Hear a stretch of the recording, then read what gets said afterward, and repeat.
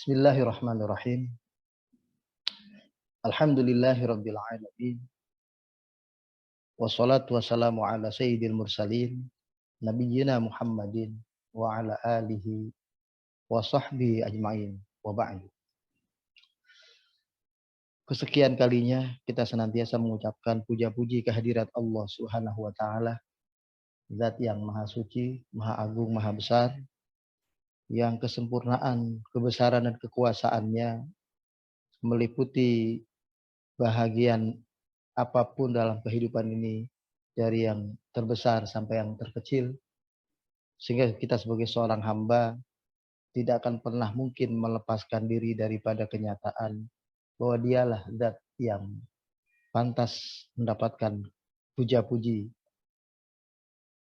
Salam dan salawat kepada teladan kita semua, Nabi kita Muhammad Sallallahu Alaihi Wasallam serta keluarga dan para sahabatnya. Ayat berikut dalam surat Al-A'raf yang kita baca insya Allah adalah ayat 199.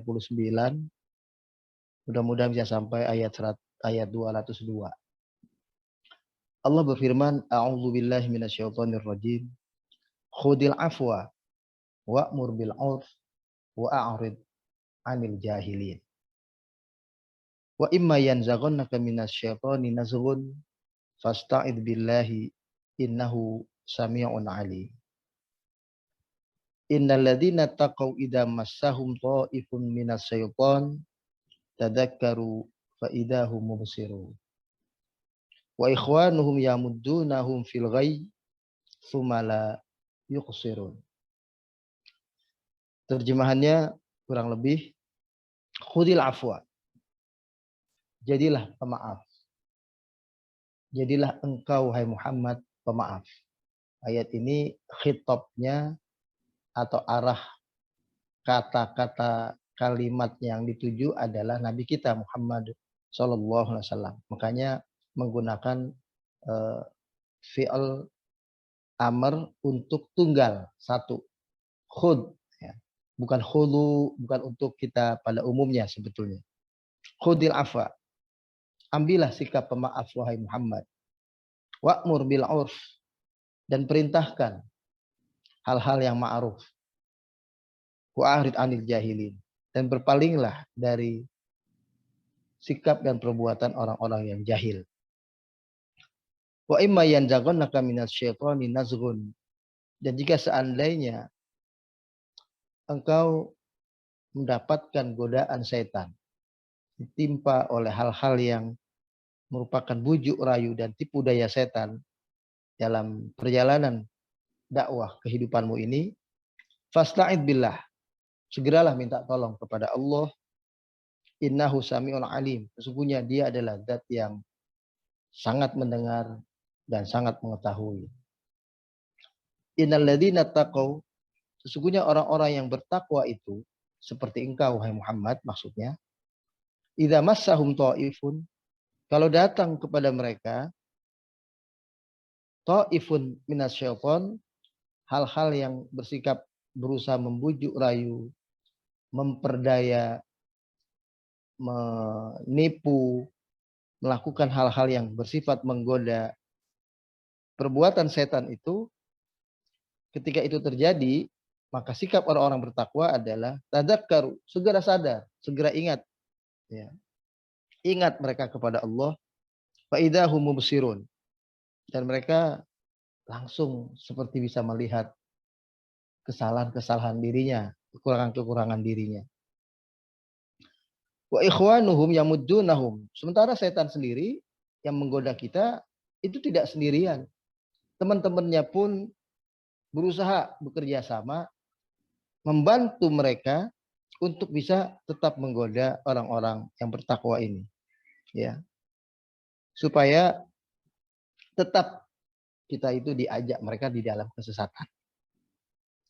Lalu kemudian perbuatan mereka itu perbuatan yang seperti tidak kenal putus asa, la yuksirun, nggak hentinya, tidak ada putusnya, dia terus melakukan godaan terhadap orang-orang yang bertakwa tersebut.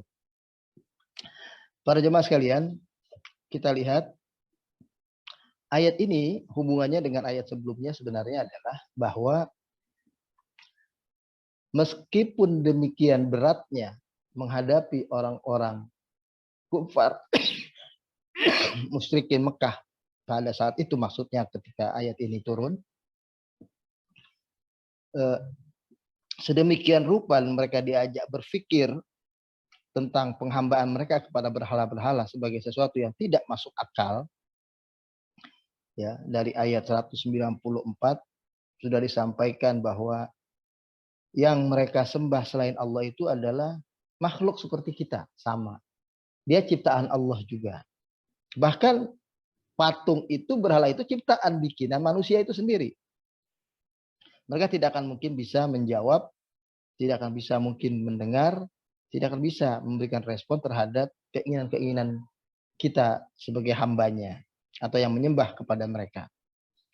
Namun demikian di ayat 194 itu kan dikatakan, teruskan kalau kalian masih tetap percaya, seperti diberikan kelonggaran. Nabi tidak memaksa mereka harus segera beriman, tidak. Tapi Nabi mencoba menyentuh akal mereka. Inilah dakwah. Dakwah itu tidak hanya bersifat menggurui, bersifat memaksa, bersifat menekan. Tapi dia mencoba membuka wawasan berpikir seseorang.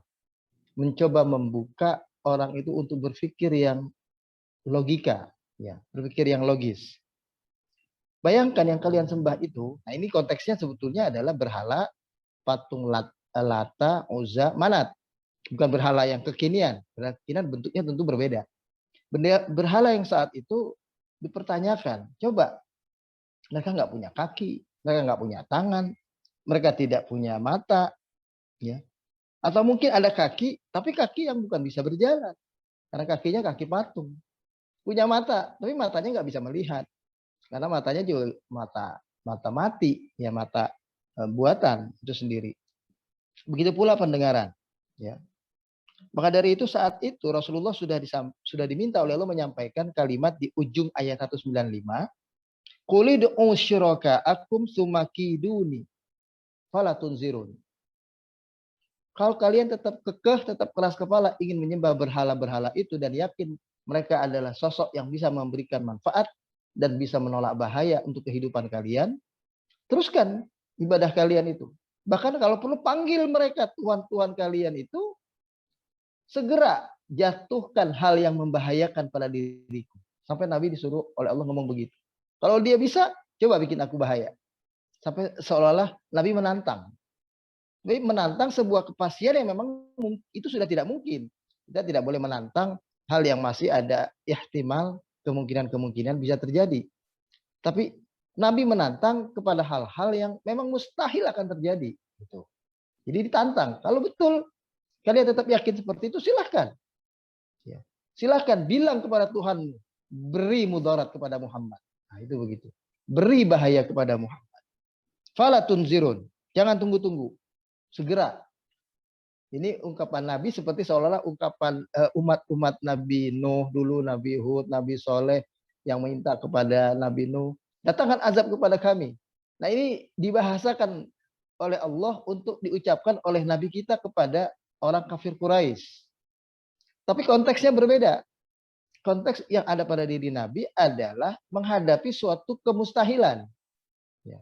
Yang saat itu memang betul-betul mustahil, mereka diajak berpikir tapi tidak ngena tetap.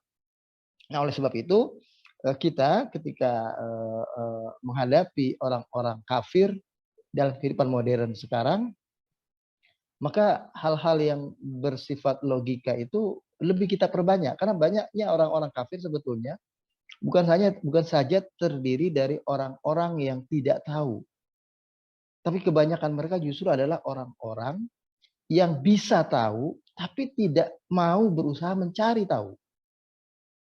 Bukankah Allah telah memberikan kepada mereka akal, kepada mereka kemampuan berpikir, ya, bahasa Al-Qur'annya diberikan pendengaran, penglihatan dan hati, dan ada dasarnya fitrahnya waktu di alam arwah mereka dikenalkan Allah kepada mereka, sehingga benih-benih mempercayai adanya Allah, adanya Tuhan ini itu bersemayam dalam setiap kehidupan seseorang, manusia manapun.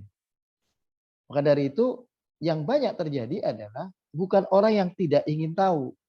Meskipun manusia semacam ini juga juga ada. Dan orang yang semacam ini itu kategorinya seperti yang ayat yang kita baca yang lalu, yang saya singgung di surat Al-Isra ayat 15, kalimat ujungnya bahwa wa ma kunna mu'adzibina hatta nab'atsa rasula. Kami tidak akan pernah menyiksa suatu kaum sebelum kami utus di tengah mereka seorang rasul. Ya. Jadi buat orang-orang yang memang tidak tahu dan tidak punya kemampuan untuk mencari tahu, ya karena mereka mungkin terkebelakang, mereka primitif, mereka apa misalnya, itu tentu konsekuensinya berbeda di hadapan Allah nanti. Dan Allah tadi mengatakan tidak akan menyiksa mereka. Sementara yang banyak terjadi adalah saat ini adalah manusia-manusia yang punya kemampuan, kebisaan untuk mencari tahu. Tapi tidak digunakan kemampuan itu untuk mencari tahu. Nah inilah sebetulnya ayat 194, 195, 196 seperti itu bentuknya. Jadi bukan hanya sekedar menceritakan ketidakmampuan patung berhala, tapi menghadirkan satu bentuk dakwah bahwa patung-patung itu tidak bisa berbicara, tidak bisa melangkah dan sebagainya. Ini adalah mengajak mereka berpikir, mengajak mereka menggunakan akal. Nah sekarang pun juga begitu. Tentu kita tidak lagi mengatakan kepada mereka, karena mereka juga tidak menyembah. Ya, orang kafir sekarang tidak menyembah patung lagi. Ya, mereka menyembahnya menyembah uang, menyembah kedudukan, menyembah harta kekayaan, menyembah kekuasaan. Yang mereka sembah adalah hal-hal yang bersifat material. Ya, tanpa mereka sadari, mereka didominasi kehidupan alam berpikir mereka sehingga memberikan satu orientasi hidup yang betul-betul berubah dari orientasi hidup yang mestinya betul-betul adalah tujuan utamanya keridhaan Allah, tujuan utamanya adalah akhirat, ya. Meskipun tetap mencari dunia dengan sepenuh hati dan sungguh-sungguh, tapi tetap ujungnya adalah akhirat. Tapi mereka terjebak kepada menuhankan hawa nafsunya, menuhankan kedudukan dan jabatan kehidupan duniawiyahnya, sehingga akhirnya mereka terjebak kepada tanpa sadar sebetulnya menuhankan bentuk-bentuk makhluk yang semacam itu. Itu sebetulnya kesyirikan modern. Jadi bukan konteksnya ini zaman Nabi seperti itu berarti yang zaman sekarang berhala yang semacam itu juga, bukan. Meskipun tetap mungkin ada juga orang yang menyembah berhala, katakanlah seperti agama Hindu, agama Buddha atau agama yang lain, tetap mereka juga menggunakan patung. Nah, lalu di ayat 199 ini, nah ini ya, Allah mengingatkan kepada Nabi bahwa mereka juga adalah manusia, bahwa mereka adalah makhluk Allah yang punya hati. Nah, ini luar biasa susunan ayat demi ayat yang Allah susun. Ini namanya kehebatan manhaj Quran. Jadi setelah berbicara hal lain yang terkait dengan satu kekeliruan yang dilakukan oleh orang-orang kafir musyrikin Mekah, yang kalau kita sebagai seorang Muslim punya keyakinan yang kuat bahwa Allah itu adalah segala-galanya. Kekuatan kita sesungguhnya adalah karena kita bersama dengan Dia, bersama dengan Allah. Kita adalah sosok yang lemah, kita sadari itu, ya. Seperti Syekh Muqbil rahimahullah pernah mengatakan, kun ma'allah wala tubali. Jadilah kalian selalu merasa hidup itu berdampingan dengan Allah. Maka kalian tidak akan punya rasa kecemasan, kegalauan atau ketakutan menghadapi segala macam bentuk persoalan hidup yang kalian tidak mampu mengatasinya. Ya. Kenapa? Karena kata beliau, lebih lanjut, an-nahru lam yughraq, ya.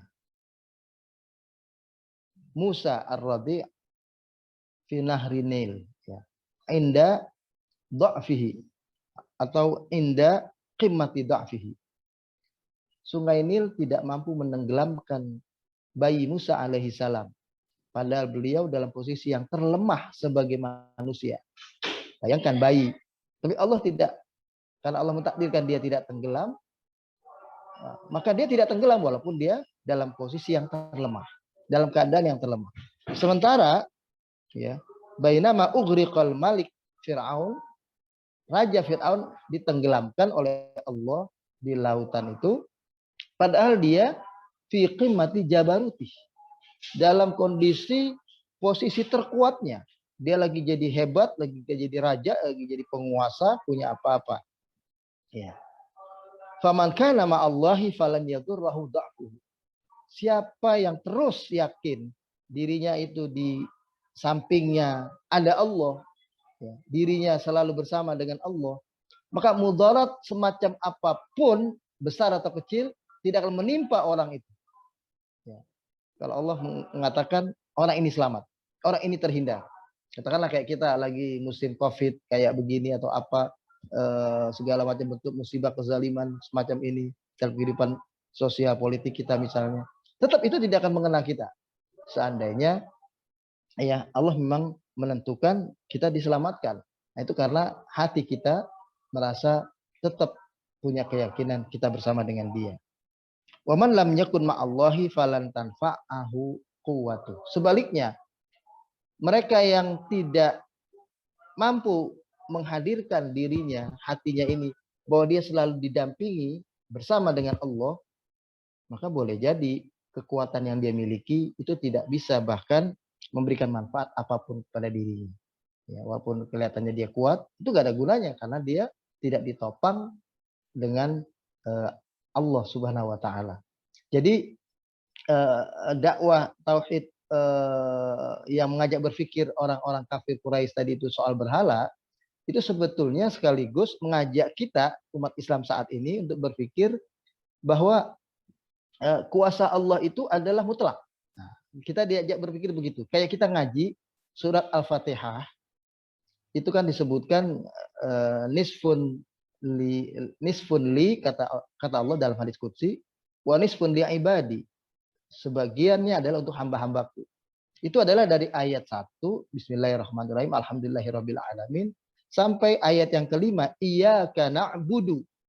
Nah, sampai di situ itu adalah untukku kata Allah. Wa iyyaka nasta'in. Nah, kalimat wa iyyaka nasta'in sampai waladhdallin itulah yang untuk hamba-hambaku kata Allah. Nah, di situ nampak jelas bahwa pada penggal yang pertama itu adalah ayat yang sifatnya puji-pujian, ya, sanjungan kepada Allah yang memang pantas mendapatkan itu karena Dia yang kuasa, Dia yang besar, Dia kita akui kebesarannya, keagungannya, kemahaannya, termasuk soal kekuasaannya di hari kiamat. Hari kiamat, makanya kenapa Al-Fatihah itu menyebutnya sampai Maliki Yaumiddin, ya. Tidak disebutkan Malikus Samawati wal Ard, padahal ayat lain juga banyak seperti itu. Dialah yang memiliki langit dan bumi, menciptakan langit dan bumi, itu kan biasa. Tapi Al-Fatihah yang kita baca setiap hari minimal 17 kali, itu menyebutnya adalah Maliki Yaumiddin. Karena kemutlakan kekuasaan pada hari itu betul-betul hanyalah ada pada Dia. Sebagaimana sebetulnya kemutlakan dalam kehidupan kita di dunia ini. Soal akhirat itu sebenarnya dalam surat Toha, surat yang ke-20 ayat 15 disebutkan begini. Inna sa'ata atiyatun. Sesungguhnya hari kiamat itu adalah sesuatu yang pasti terjadi. Ya. Akadu ukhfiha. Allah mengatakan hampir saja aku akan menyembunyikan, ya, tentang apa dan bagaimana suasana yang terjadi di hari kiamat. Gak ada berita buat kita manusia tentang apa itu surga, apa itu neraka. Hampir seperti itu.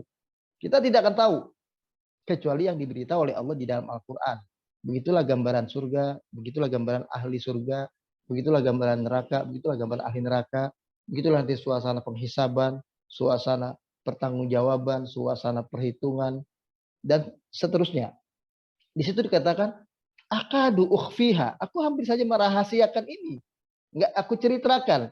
Karena memang nggak ada yang tahu kecuali yang diberitahu oleh Allah. Pada hari itu kan, yauma yaqumur ruhu wal malaikatu shaffa la yatakallamuna illa man adina lahur rahman wa qala shawaba. Pada hari itu berdiri semua malaikat termasuk malaikat Jibril, shaf, berbaris. seperti tentara-tentara yang siap di lapangan untuk menerima perintah dari sang komandan atau panglima. Begitu malaikat, tapi nggak ada yang bicara sedikit pun. Dan nggak ada yang bisa berbicara kecuali atas izin Allah. Nah, itu begitu. La yatakallamuna illa man adina lahur rahman. Nggak ada yang bisa berbicara kecuali atas izin Allah. Nanti Nabi pun semuanya di hari kiamat hanya bisa berbicara sebatas yang diizinkan Allah kepada mereka. Nah, itu suasana kiamat dikatakan begitu. Akadu ukhfiha. Ya. Aku hampir saja merahasiakan itu. Baik. Oleh sebab itu untuk kita membaca ayat 184 sampai 198 ini itu bukan hanya sekedar dialog Rasulullah kepada kaum kufar musyrikin, tapi dialog dakwah kita untuk orang lain, ya, yang hendaknya juga mengundang mereka supaya bisa menggunakan akal sehat mereka dalam berpikir kenapa menyembah Tuhan yang diyakini 11331, kenapa berpikir disalib, kenapa? Itu tuh kayak gitu diajak mereka berpikir, ya, seperti Yahudi juga misalnya. Nah, sekaligus juga sebetulnya itu untuk lebih meyakinkan diri kita sebagai seorang hamba bahwa Tuhan kita ini adalah Tuhan yang punya kekuasaan yang sangat luar biasa. Nah, barulah masuk ayat 199 ini, jadi kayaknya begini, meskipun kamu dapati orang, namanya orang tuh ada yang dengar, ada yang tidak. Meskipun saat itu di masa Nabi, ini kondisinya adalah lebih banyak yang belum mendengar. Yang mendengar masih sedikit. Tapi Allah memerintahkan kepada Nabi, tetap ini soal akhlak. Ini soal sikap pribadi yang akan dicontoh.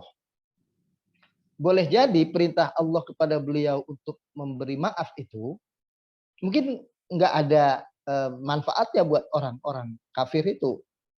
Orang kafir mungkin beranggapan lo maafin enggak ada urusan. Saya nggak percaya juga kok ajaran Islam tetap. Tapi itu sebetulnya pendidikan buat umatnya Rasulullah SAW sendiri. Sahabat-sahabat beliau yang sudah menjadi Muslim itu akan menjadi perhatian mereka. Gimana sikap pemimpin kami ini? Bagaimana sikap Rasulullah ini? Ditentang seperti itu, dilawan seperti itu. Walaupun ajakan beliau adalah ajakan yang masuk akal, ya, mereka membalasnya dengan sikap emosional, mereka membalasnya dengan sikap kebodohan, dengan sikap kejahiliahan. Ya, kita lihat bagaimana sikap pemimpin kita. Ternyata beliau dibimbing oleh Allah. Sikap beliau bukan sikap pemarah, bukan sikap emosional yang ditunjukkan, bukan sikap membalas mengumpat, bukan sikap membalas mengejek. Nah, ini yang luar biasa. Ya, karena beliau memang adalah nabi dan rasul, dan ayat ini memang sebetulnya buat nabi, ya. Karena ini memerlukan bastun dalam bahasa Arab itu bastun, kelapangan, hati yang betul-betul besar dan lapang. Nah, Nabi disuruh oleh Allah khudil afwa, ambillah sikap pemaaf, maafkanlah mereka. Ada 3 sebetulnya di sini di ayat 199. Ambillah sikap maaf, kemudian perintahkan kepada mereka hal-hal yang baik, yang mereka sudah tahu itu baik, katakanlah berbuat baik kepada kedua orang tua, menghormati yang lebih tua, yang lebih kecil, hal-hal yang bersifat keumuman, tetap sampaikan kepada mereka. Yang kita dengan dia punya kesamaan, ya, karena berbeda keyakinan, tapi berbeda persamaannya juga ada. Nah, itu sampaikan hal-hal yang ma'ruf yang mereka sudah tahu, supaya tetap tidak putus tali dakwah ini, ya. Kita tetap akan menjadikan mereka sebagai objek dakwah yang kita terus untuk mengajak mereka kepada kebenaran ini. Wa'arid anil jahilin, dan berpalinglah dari orang-orang yang jahil. Berpaling ini poin yang ketiga dari orang-orang yang jahil. Berpaling itu bisa bentuknya adalah meninggalkan, ya. Jadi kita tinggal pergi mereka. Tapi juga bisa kita mengabaikan. Kita tetap di tempat itu, tapi kita tidak pedulikan. Kita tidak balas ejekan mereka, kita tidak balas umpatan mereka, kita tidak balas cemoohan mereka. Nah, itu juga adalah berpaling. Jadi tidak hanya berpaling itu artinya kita meninggalkan pertemuan itu, tidak. Tapi tetap dalam forum itu misalnya, atau dalam saat bertemu dengan orang-orang kafir Quraisy, Nabi waktu itu, tapi beliau tidak mengindahkan mereka, ya, mengabaikan. Itu bisa terjadi. Nah, sekarang kita lihat keterangan tafsir lebih lanjut dalam konteks ayat ini, ya.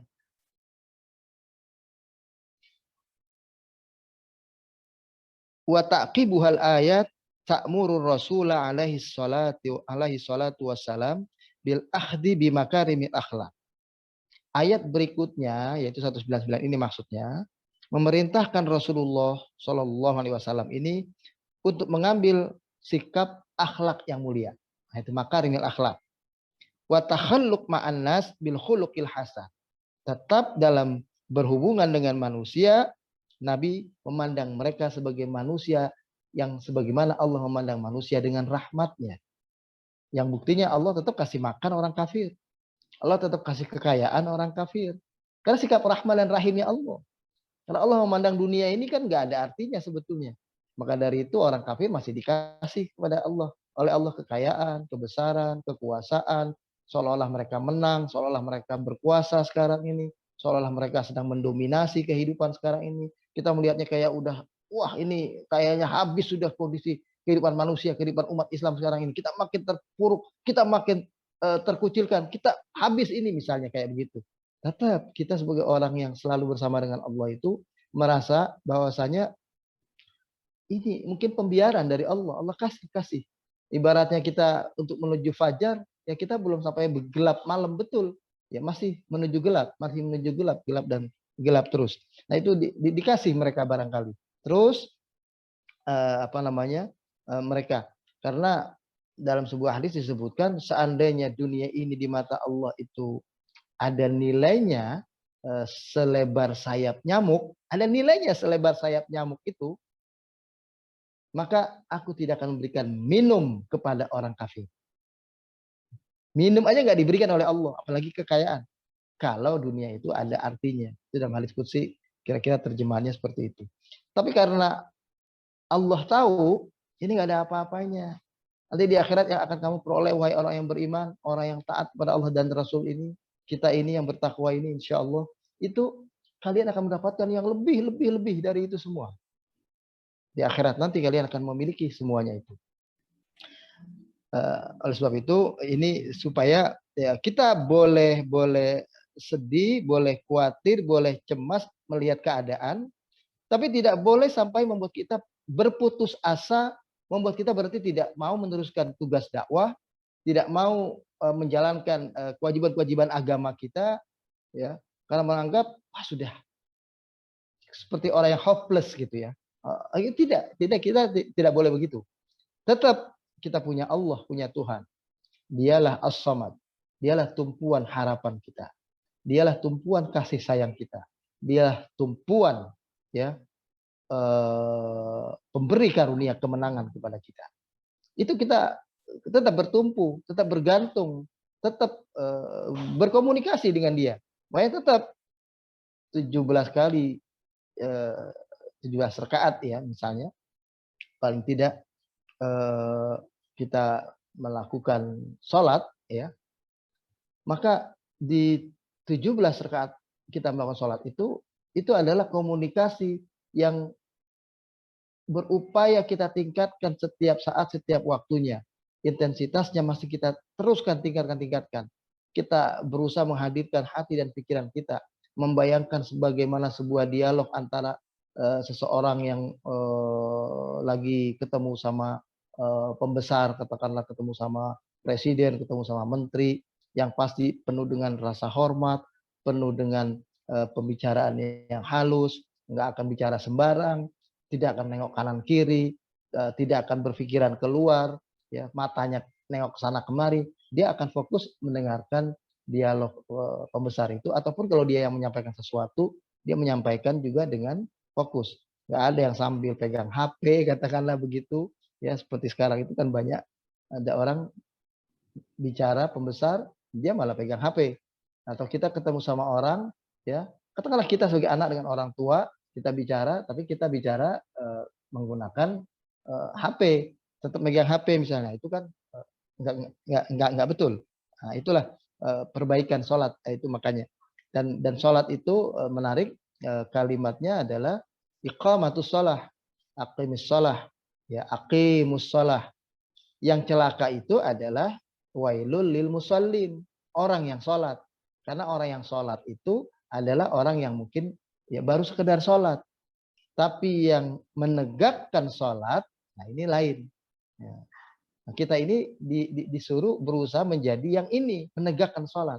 Insya Allah nggak akan ada kalimat celaka buat mereka. Kan nggak ada ayat wailul lil muqimis sholat. Celaka orang yang menegakkan sholat. Itu tidak ada.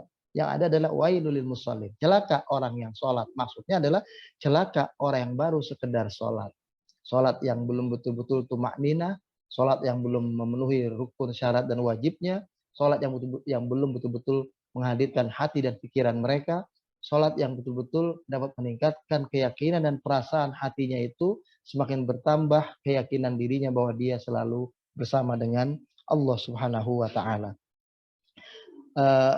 Kemudian di sini dikatakan bil khuluqil hasan, Nabi diminta untuk berhadapan mereka dengan akhlak yang baik, wa tarakal ghilzah wal fadhadah, meninggalkan sikap marah, sikap emosi, sikap keras ya, yang langsung kepada mereka. Wa adamu muqabalati sufaha bimithli safahihim. Kita diminta bersikap kepada orang-orang bodoh itu bukan dengan cara yang bodoh seperti mereka berbuat kepada kita. Kita dengan cara yang lebih terhormat, cara yang lebih elegan istilahnya, cara yang lebih justru membuat mereka jadi kok dia dicela-cela, dimaki-maki, direndahkan gitu, kok diem aja. Dia malah akan merasa bahwasanya kok seperti nggak ada efeknya gitu, nggak ada jeraknya kita dibegitukan oleh mereka. Itu buat mereka malah kayak cacing kepanasan lama kelamaan. Dicaci maki, dihina, Nabi nggak ada apa-apanya.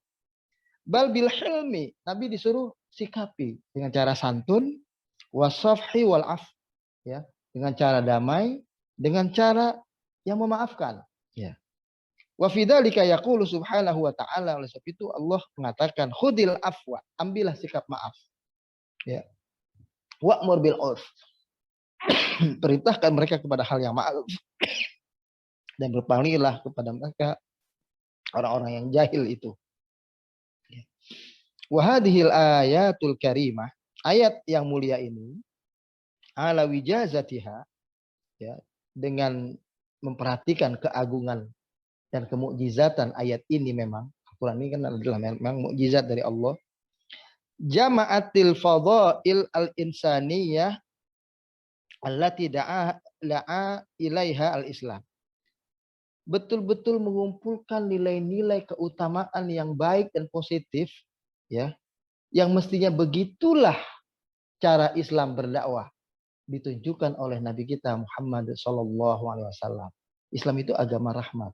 Islam itu agama yang tidak gampang tersundut. Nah, itu maksudnya begitu. Wa hadarat min musawa al akhlak. Sehingga sampai menunjukkan betapa tingkatan level akhlaknya seorang muslim itu luar biasa. Ya. Wa nahat kulli radilah. Ya. Tapi tetap ada prinsip Rasulullah dilarang untuk menghinakan diri. Ya. Jadi membungkuk misalnya.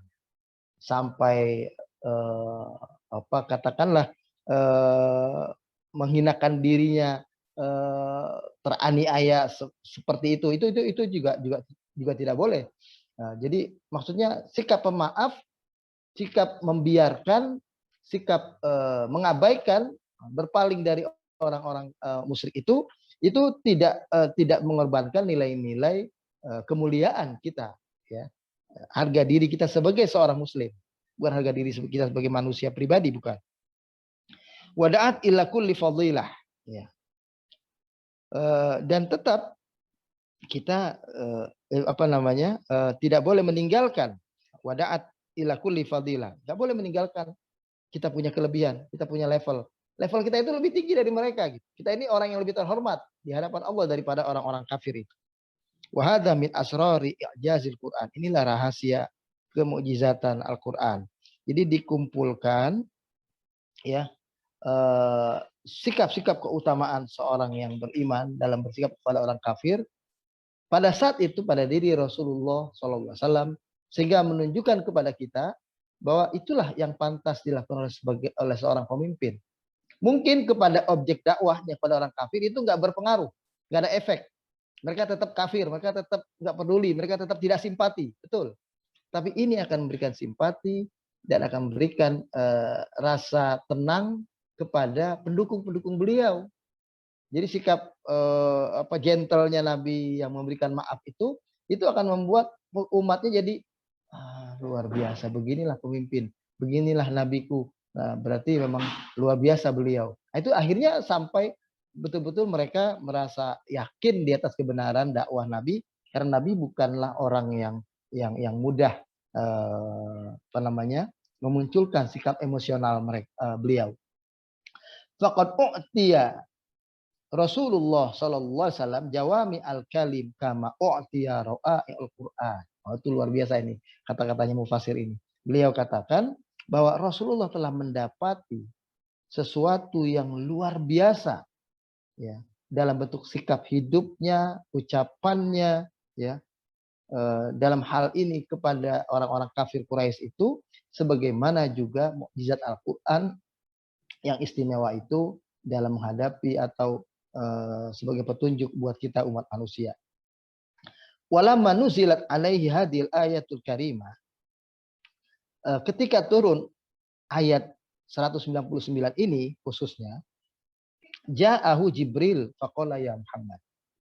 Datang malaikat Jibril, sempat bertanya kepada beliau, "Ya Muhammad, innallaha ya'muruka an ta'fuwa amman zalam." Sesungguhnya Allah Subhanahu wa taala telah memerintahkan kepada engkau untuk memberikan maaf kepada siapapun yang telah menzalimi engkau. Ya. Wa tu'ti man haramaka. Dan engkau tetap hendaknya memberikan ya kepada orang yang enggak mau memberi kepadamu. Jadi mereka yang enggak mau menolong, enggak mau memberi, yang pelit, Nabi tetap disuruh tetap tolong mereka, tetap beri mereka, tetap kasih makan mereka orang kafir. Ya, kayak cerita Nabi yang beri makan orang yang buta itu. Nabi dihina, Nabi dicemooh, ya, orang itu menghina Nabi Muhammad karena itu orang buta, ya. Dia tidak tahu yang beri makan itu adalah Nabi, ya. Nah, belakangan baru dia tahu begitu Nabi wafat. Nah, akhirnya orang itu jadi simpati dan akhirnya masuk ke dalam Islam. Itu adalah Yahudi buta seperti itu. Itu Nabi begitu tetap kasih makan, tetap menolong, tetap bermurah hati, berbaik hati kepada orang-orang yang bersikap sebaliknya kepada beliau, yang pelit, yang mengejek beliau dan seterusnya. Watasila man qata'aka. Maka Jibril terakhir ngomong, tetap engkau hubungkan silaturahim kepada orang yang memutuskan silaturahim kepadamu. Wa hadza wa in kana khitaban lin nabiy alaihi salatu wassalam. Ya. Ayat ini meskipun khitabnya kepada nabi, ya nabi saja, walakinnahu ta'limun wa ta'dibun li jami'il khuluq.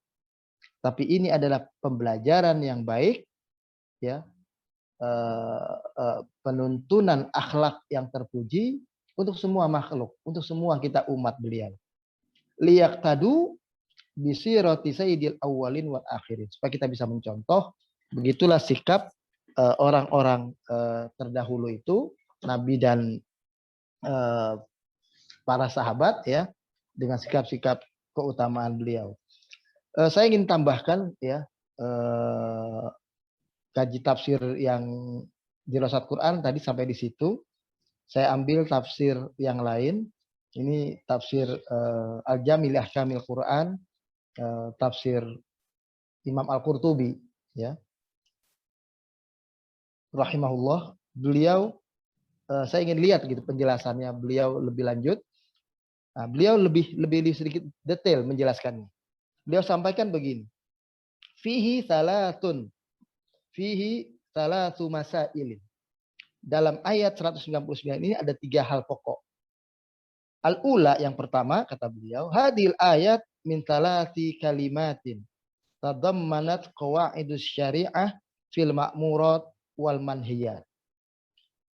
Ayat ini adalah ayat yang berisi 3 kata, ya. 3 kata utama yang merupakan pokok-pokok basicnya dalam persoalan syariat yang terkait dengan masalah perintah dan larangan. Faqauluhu khudil af, ya.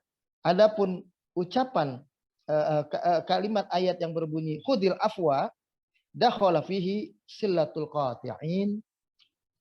Cakupan pengertiannya ada pada diantaranya silatul qati'in, menyambungkan tali silaturahim kepada orang yang memutuskan, kepada orang yang tidak mau berbuat terhubung dirinya dengan kita. Wal afwa anil muznibin, termasuk di dalamnya sikap pemaaf terhadap orang-orang yang berdosa. Warifqa bil mukminin, termasuk di dalamnya juga al afwa di sini adalah sikap santun kita, sikap sayang kita kepada sesama mukmin. Wa ghairu dzalik min akhlaqil muti'in, dan hal-hal yang semacam itu yang merupakan akhlak orang-orang yang taat kepada Allah. Wa dakhala fi qawlihi, sementara di dalam ayat yang berikutnya atau kalimat berikutnya yang berbunyi wa'mur bil urf, pengertiannya adalah ya sulatul arham, ya. Juga termasuk di dalamnya masalah yang umum seperti silatul arham itu sendiri adalah masalah yang umum, perbuatan baik semua pada umumnya. Sisi kemanusiaan menginginkan kehidupan itu ada persaudaraan, ada pertemanan, persahabatan, karena manusia adalah makhluk yang bersifat sosial yang perlu kebersamaan. Wa taqwallah fil halal wal haram, termasuk di dalam kalimat bil urf di sini adalah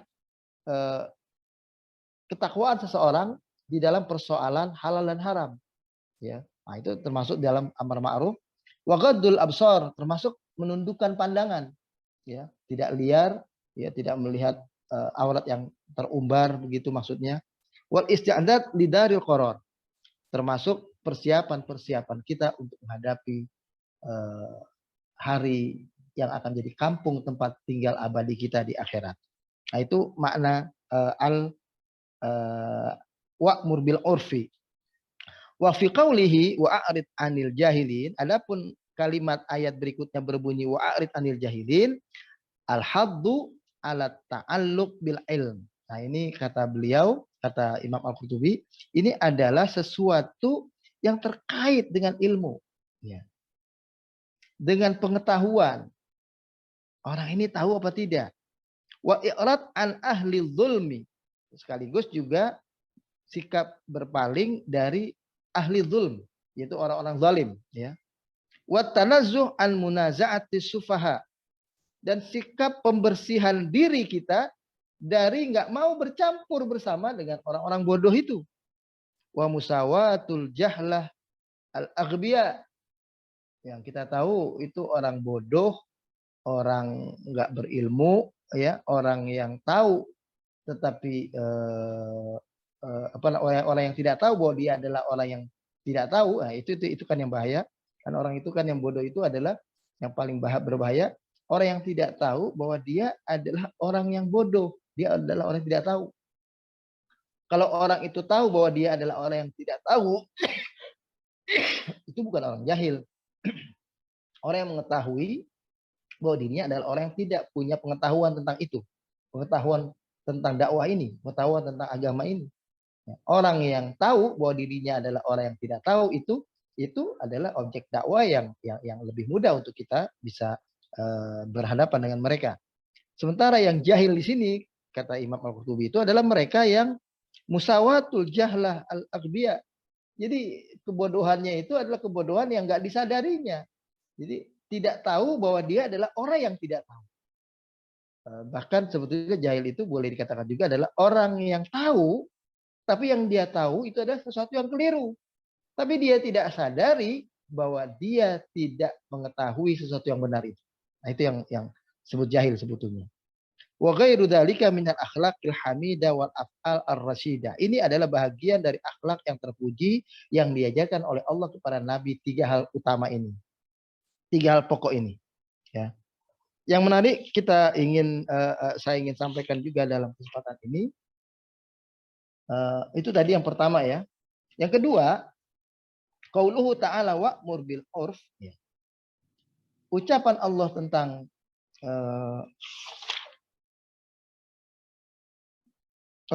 sebelum itu ada hadis yang dikutip oleh Imam Al-Qurtubi, saya bacakan juga karena ini cukup baik untuk kita baca, ya.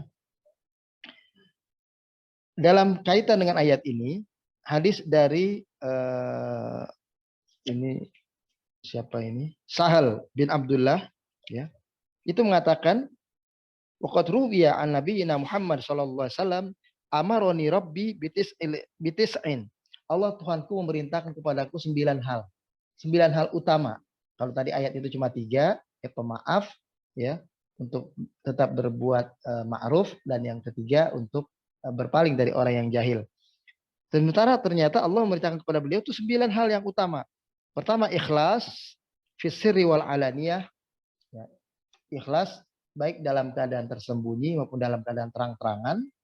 Wal adl fir ridha wal ghadab, ya. Tetap bersikap adil walaupun dalam kondisi senang ataupun benci. Jadi walaupun kepada orang yang dicintai, walaupun kepada orang yang dibenci, tetap dia menegakkan keadilan. Wal qasdu fil ghina wal faqr, sikap sederhana, ya, di antara kehidupan yang bersifat kekayaan dan kemiskinan, ya, kefakiran, dia yang tengah-tengah, ya, sikap sederhana itu. Wa an a'fuwa amman dolamani, dan aku diminta untuk memaafkan orang yang menzalimi aku. Wa asila man qata'ani, untuk menyambungkan silaturahim orang yang memutuskan silaturahim kepadaku, kata Nabi. Wa u'tiya man haramani, dan memberi, ya, bantuan kepada orang yang mengharamkan untuk memberikan bantuan kepadaku. Wa an yakuna nutqi, ya. Wa an yakuna nutqi dzikron, ya. Dan mengharapkan aku kalau berbicara, bicaranya adalah bicara yang dzikir, ingat Allah. Wa sumti fikran, sementara diamku adalah diam yang merenung, diam yang berpikir, diam yang menganalisa, ya. Wa nadhari, ya, ibratan, sementara wawasan pandanganku ke depan adalah merupakan ibrah, ya, sesuatu yang bisa memberikan pembelajaran, yang bisa memberikan nilai-nilai hikmah, ya. Memang ada pendapat lain, ini kata Imam Al-Qurtubi. Wa qila al-murad biqaulihi khudil afwa ay az-zakah. Ada pendapat itu. Jadi kita kalau baca tafsir itu memang harus baca semua. Ada ketemu yang mengartikan khudil afwa itu adalah masalah zakat. Nabi bolehlah ngambil itu bahagiannya sedikit, gitu. Khudil afwa, ya. Di annaha yasirun min katsirin, ya.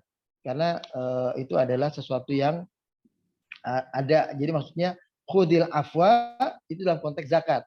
Jadi Nabi maksudnya disuruh khudil afwa, ambillah zakat itu. Pengertian zakat itu adalah zakat yang hendaknya dikeluarkan untuk orang fakir dan miskin. Itu ada yang mengartikan seperti itu.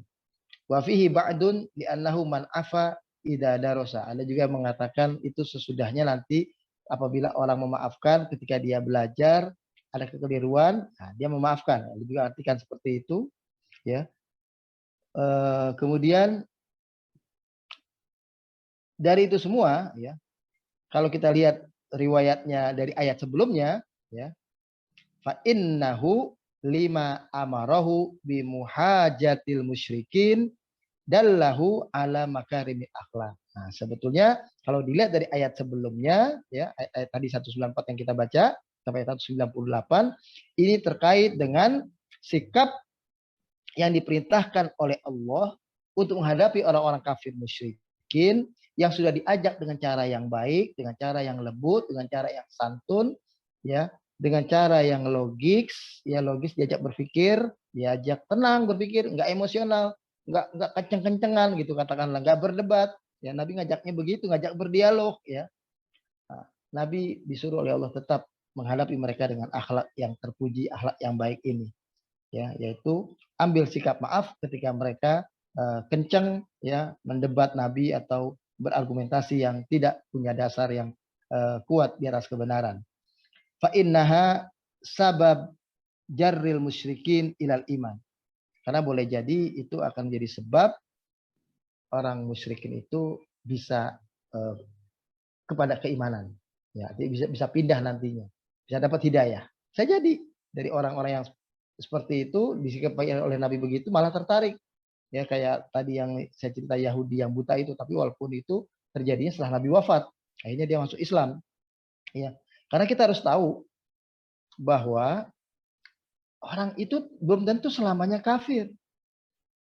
Orang itu belum tentu selamanya seperti sekarang kita lihat ada orang saudara kita, tetangga kita tidak sholat, anak kita maaf atau siapapun tidak ibadah dengan baik. Belum tentu selamanya itu. Boleh jadi mereka itu akan menjadi orang yang nantinya akan berpikir dan kemudian akhirnya menemukan kebenaran. Maka jangan sekali-kali menanamkan sikap keliru kita di dalam menghadapi mereka dengan menunjukkan bahwa kita adalah orang yang mudah putus asa, orang yang mudah emosional, mudah marah. Kita tinggalkan bekas-bekas yang positif kepada mereka.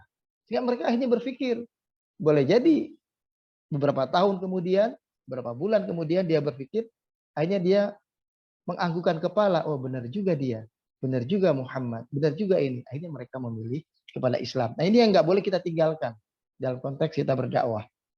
Karena dalam hal ini, Nabi ini berdakwah. Dan kita adalah umat dakwah. Umat Islam itu kan sebetulnya punya kewajiban dakwah secara individu, ya pada dasarnya nantinya. Ya. Kemudian baru kalimat qauluhu ta'ala wa'mur bil urf, ya. Maksudnya adalah bil ma'ruf. Ya. Juga maksudnya adalah al-hulum. Ya. Al-urf wal ma'ruf wal arifah sawa. Dalam bahasa Arab, al-urfu wal ma'rufu, ya, pakai isim maf'ul, ma'ruf, ya. Wal arifah pakai isim fa'il, itu maknanya sama, yaitu sesuatu yang bersifat amal kebaikan, amal positif, amal yang baik dan orang itu juga tahu baik gitu. Makanya dalam Islam itu amar ma'ruf nahi munkar. Kalau kita berdakwah itu amar ma'ruf nahi munkar. Tapi kalau dakwah ngajak pertama itu ilal khair. Itu kan ayat yang di Ali Imran ayat 104, wal takun minkum ummatun, adalah ada di antara kalian segolongan umat, ya, yad'una ilal khair, yang mengajak kepada kebaikan. Ya. Yang mengajak kepada kebaikan. Jadi maksudnya di situ supaya kita pahami dakwah ilal khair. Kalau dakwah kepada kebaikan, kita berusaha memberikan penjelasan yang masuk akal, yang umum semua. Tetapi kalau memerintah kepada hal yang ma'ruf, hal yang baik, tapi yang orang itu juga sudah tahu. Nah, itu begitu. Maka dari itu melarang pun nahi munkar adalah sebetulnya larangan-larangan yang orang itu juga sudah tahu. Makanya dakwah ilal khair kalau amar ma'ruf nahi munkar. Nah, itu ada 3 sebetulnya. Jadi tidak sama bentuknya sebetulnya. Ya 3 itu. Kemudian yang ketiga kata Al-Qurtubi, qauluhu ta'ala wa arid anil jahilin, ai idza aqamta alaihim al-hujjah wa amartahum bil ma'ruf fajahilu alaika fa'rad anhum. Kalau kalian menegakkan dakwah dan kalian sudah berusaha menyampaikan hujah yang logis, ya, yang masuk akal, dan sudah ngajak mereka kepada perbuatan baik, tapi tetap mereka nggak berubah gitu. Tetap mereka masih galak, tetap mereka masih membenci kita, tetap mereka masih nggak peduli dengan dakwah kita, nggak mau dengerin juga, masih omongannya sendiri, masih sikap emosionalnya sendiri. Maka sikap yang ketiga adalah fa'arid anhum, berpalinglah dari mereka. Ya, sianatan lahu alaihim warif'an liqadarihi an mujawabatihim. Ini adalah sikap yang sekaligus menjadi benteng yang melindungi kita dari mereka. Jadi kita punya tameng. Kalau kita nggak bisa bersikap tenang, kita kayak nggak punya tameng, nggak punya perisai. Dan ini merupakan sikap kemuliaan kita ini, ya, kedudukan kita dalam menghadapi mereka, ya. Wahada wa in kana khitaban lin nabiyyi alaihi salatu wassalam, meskipun ini juga adalah khitabnya buat Nabi, fahuwa ta'dibun li jami'i khalqihi. Ini juga adalah merupakan pembelajaran adab akhlak yang baik buat kita umatnya, ya. Kemudian ada hadis yang ingin saya bacakan dalam kesempatan ini, ya. Ini contoh sikap berpaling ini, ya, dari orang yang jahil ini. Jadi ada kata Uyainah bin Hisan bin Huzaifah bin Badr, suatu saat fanazila ala ibni akhihi Al-Har bin Qais bin Hisan. Dia mendatangi, ya, bersama-sama dengan ponakannya namanya Har bin Qais bin Hisan. Wa kana minan nafar alladina yudinuhum Umar. Ya, ponakannya ini adalah dengan teman-temannya itu satu kelompok yang masuk Islam atas perannya Umar bin Khattab, sahabat Nabi, ya. Wa kana al-qura ashaba majalisi Umar wa musyawarati. Suatu saat, ya, orang-orang itu lagi ada dalam sebuah majelis yang dipimpin oleh Umar bin Khattab. Ya. Ini ponakan si Uyainah ini adalah orang-orang yang diislamkan, ya, dia dengan teman-temannya oleh Umar. Nah, saat itu lagi ada majelis taklim yang disampaikan oleh Umar bin Khattab. Kuhulan kanu au syubbanan, datang menghadapi Umar mereka yang lebih tua dari yang muda tadi itu, dan yang muda-muda seperti dia juga, anak-anak muda itu datang. Faqala Uyainah li ibni akhihi, maka Uyainah bilang kepada ponakannya, yang namanya paman sama ponakan, dinasihati begini, ya ibna akhi, hallaka wajhun inda hadal amir, wahai ponakanku, kamu punya muka, kalau terjemahan aslinya gitu, punya muka menghadapi Amirul Mukminin Umar ini. Maksudnya adalah kamu nggak pantas begitu saja ketemu dengan Umar. Fasta'dana li alai, kamu harus minta kepadaku dulu. Aku sampaikan aku sampaikan Umar untuk bahwa engkau akan menemui dirinya. Sa'asta'dinu laka alai. Dia ponakan ini, iya deh, aku minta izin engkau, katanya. Fasta'dana li Uyainah. Nah, dia minta izin kepada Uyainah ini. Fala medakhola, tapi ketika dia masuk, khala langsung ngomong begini di ponakannya ini, ya. Ya ibnal khitab, wahai anak khitab. Ya ibnal khattab, wahai anak Khattab, kan Umar bin Khattab, ya.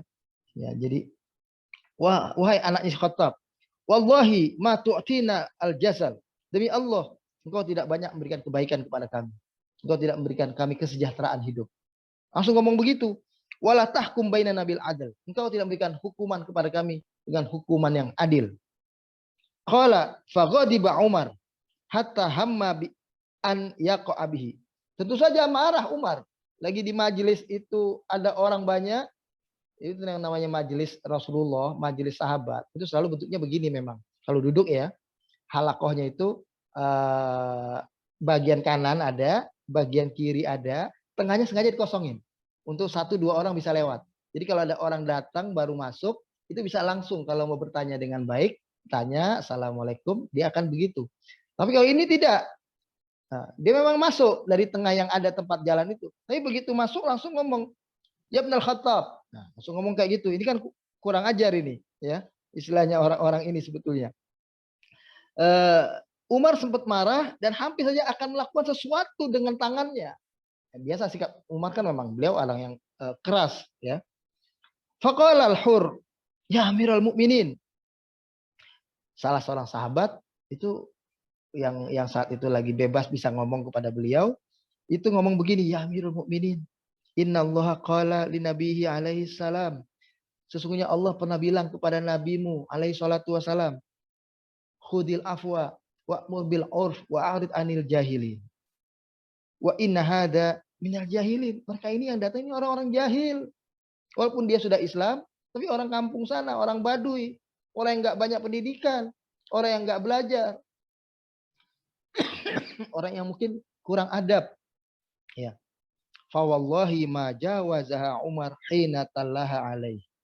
Wa kana waqafan inda kitabillahi azza wajalla. Demi Allah, kami tidak melihat Umar melakukan apa yang biasanya dia lakukan, bertindak yang mungkin bisa lebih dari sekedar marah. Dia mungkin akan menempeleng orang itu, akan memukul orang itu. Begitu baca ayat ini, begitu dibacakan ayat ini kepada beliau, inilah wukufnya orang yang bertakwa. Begitu dengar ayat Al-Quran semacam itu dari kitab Allah ini, mereka segera hormat, takzim, dan itu langsung mempengaruhi sikapnya. Dia tenangkan dirinya, dia tidak bersikap emosional kepada orang-orang yang jahil seperti itu. Itulah kurang lebih penggunaan ayat ini dalam kehidupan sehari-hari, termasuk dalam konteks Umar itu tadi. Berikutnya adalah wa imma yanzaghannaka minasyaitani nazghun fasta'id billahi innahu samin alim. Dan jika ada satu godaan, ya, tipuan-tipuan, bujuk rayu dari setan, mintalah tolong kepada Allah. Sesungguhnya Allah adalah Maha mendengar lagi Maha melihat. Ini seolah-olah kayak terpisah dengan tadi. Maksudnya begini, bisa jadi engkau atau engkau ya Muhammad atau engkau ya Umar, dalam konteks Umar dan Nabi Muhammad ini, ketika itu dipengaruhi oleh perasaan emosional yang dibujuk oleh setan supaya melawan. Itu begitu maksudnya. Orang marah itu makanya ada setannya. Makanya kan disuruh oleh Nabi kalau kita marah disuruh ambil wudhu. Karena wudhu itu membuat adem, memadamkan tipu daya setan jadinya. Seolah-olah seperti itu. Ya, jadi orang yang emosi, orang yang marah, ya, kalau dimarahi diajak orang dia balas marah lagi, itu ada setannya di situ. Dan setan itu kan ada manusia, ada jin. Yang jin itu disebutkan dalam Al-Quran, wa anna minna as-salihun. Ya. Wa anna minna as-salihun. Bahwasanya di antara kami ini, wa anna dan kami ini, minna as-salihun. Di antara kami ini ada yang soleh, ada yang baik, ada yang taat, ada yang ikut ajaran Nabi Muhammad. Ya. Wa minna duna dzalik. Dan di antara kami ada yang selain itu. Ya. Jadi istilahnya mereka itu yang namanya jin ini, ya, itu ada yang seperti itu. Wa anna minna sholihun, ya. Kunna tara'iqa qidada. Kami itu macam-macam juga kayak manusia. Ada jalan yang beda-beda. Ada yang beriman, ada yang bertakwa kayak kita gini, ada yang kafir, ada yang durhaka. Nah, itu semacam itu. Itu juga sama kayak kita manusia. Dan setan itu adalah juga jenis manusia. Bisa jadi kita jadi emosional karena ada yang panas-panasin. Emang jahat itu orang itu. Emang orang itu luar biasa tuh. Kemarin juga dia ngomong begitu. Di luar dia ngomong begitu lagi. Ya, itu setan juga sebetulnya. Kita mestinya bersikap dengan adab Islami, ya, yang seperti diminta oleh Allah kepada Nabi saat itu. Sementara setan membujuk supaya lawan. Kayaknya benar. Karena memang bujuk setan itu kan begitu. Masa kamu dizalimi gitu aja diem? Lawan. Nah, itu begitu. Innal ladzina taqau idza massahum ta'ifun minasyaiton tadzakkaru. Karena sesungguhnya orang-orang yang bertakwa apabila ditimpa was-was dari setan, ada bisikan-bisikan dari setan yang membujuk dia untuk melakukan suatu tindakan-tindakan yang di luar ketentuan syariat, orang beriman itu segera langsung ingat, segera langsung sadar, ya. Dan ini membuat mereka tahu, oh, kenapa setan menggoda saya begini? Kenapa saya jadi hampir saja bersikap emosional begini? Boleh jadi karena kemarin saya punya salah dan dosa. Hampir saja salah dan dosa saya itu mempengaruhi sikap saya menjadi sikap yang tidak terpuji dalam menghadapi objek dakwah ini. Karena mereka itu orang kafir walau bagaimanapun adalah objek dakwah. Yang hari itu mungkin gagal kita berdakwah kepada mereka, tapi paling tidak kita menanamkan nilai-nilai rahmat, nilai-nilai kebaikan kepada mereka, sehingga beberapa bulan kemudian, mungkin beberapa hari kemudian, mungkin beberapa tahun kemudian, membuat mereka menyadari, dan akhirnya mereka masuk ke dalam Islam. Nah, ini yang setan nggak mau begitu. Setan maunya langsung balas aja. Nah, maka akhirnya selesai semua. Nah, itu, dan itu kata Allah dalam Al-Quran, boleh jadi sikap emosional kita itu ada pengaruhnya dengan dosa-dosa kita di masa lalu. Ya, kalau kita sering membersihkan diri, sering istighfar minta ampun pada Allah, mudah-mudahan emosional kita tidak sampai berlebihan dalam konteks menghadapi orang-orang yang justru sebetulnya perlu kita sikapi dengan kelembutan.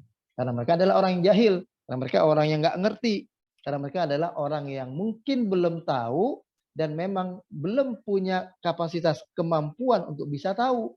Ada orang yang seperti ini harus kita hargai. Sikap kita mungkin agak berbeda dengan orang-orang yang punya kemampuan untuk bisa tahu, tapi tidak berusaha mencari tahu. Ya. Kita sudah ajak berpikir seperti itu. Nah, itu kepada mereka nanti kita akan dialog terus, beradu hujah terus. Ya, kita akan wajadilhum billati ahsan itu, kita tetap berhujah dengan hujah yang baik. Wa ikhwanuhum yamudunahum fil ghayyi tsumma la yuqsirun. Teman-teman setan itu juga itu saling bantu-membantu. Jadi kalau setan yang ini gagal, setan yang lain ikut nimbrungin, bantuin dia.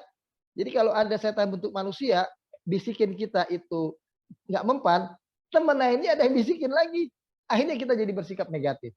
Bersikap melawan orang yang mestinya. Perintah Allah tidak begitu. Sekali lagi, memang ayat ini untuk Nabi. Dan sikap ini pasti yang bisa mengerjakan pertama hanya Nabi. Tapi bukan berarti pertama hanya Nabi, kita tidak mungkin melakukan itu. Bukan berarti begitu. Beliaulah yang pertama bisa melakukan itu. Dan mudah-mudahan kita sebagai umatnya juga bisa bersikap yang seperti itu. Dalam banyak hal yang kadang-kadang persoalan di rumah tangga, persoalan di tengah-tengah pergaulan kita. Sikap ini tetap harus kita ambil sebagai sebuah sikap akhlak terpuji yang insya Allah akan memberikan simpati. Tadi sudah disebutkan juga dalam kajian tafsir ini. Mungkin simpatinya tidak langsung dari orang yang menjadi objek dakwah kita. Tapi paling tidak kepada teman-teman kita, pendukung kita jadi, oh Ustadz itu, oh pemimpin itu sikapnya begitu. Itu akan jadi kelihatan. Kalau kita emosional, kita marah, pengikut kita jadi bingung juga pengikut kita ini semua. Kok begini? Kok begitu Ustadz ini? Kok emosionalan? Kayak banyak terjadi di antara para asatis. Waliyadzubillah, semoga kita tidak menjadi hal semacam itu. Inilah barangkali para jemaah sekalian dirahmati Allah Subhanahu wa taala. Mudah-mudahan kajian panjang lebar ini tapi tidak ada niat saya kecuali hanya untuk lebih memperjelas ayat yang dimaksud supaya kita paham dengan baik. Baik, kita tutup dengan doa Al-Fatihah. A'udzubillahi minasyaitonirrajim. Bismillahirrahmanirrahim. Alhamdulillahirabbil alamin arrahmanir rahim maliki yaumiddin. Iyyaka na'budu wa iyyaka nasta'in. Ihdinas siratal mustaqim. Shiratal ladzina an'amta 'alaihim ghairil maghdubi 'alaihim waladdallin. Amin. Amin ya rabb, lakal hamdu wa lakas syukru.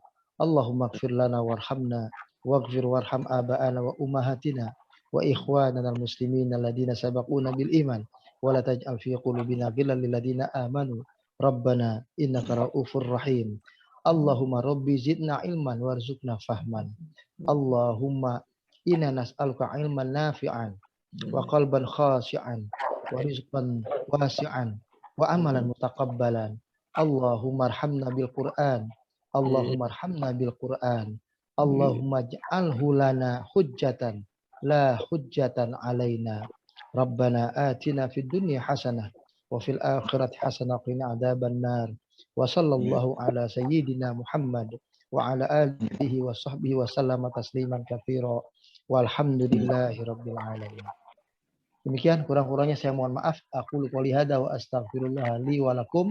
Wallahu liyut taufiq. Wassalamualaikum warahmatullahi wabarakatuh. Waalaikumsalam warahmatullahi wabarakatuh. Dengan doa Rafatul Majlis, subhanakallahumma bihamdika, asyhadu an la ilaha illa anta, astaghfiruka wa atubu ilaik.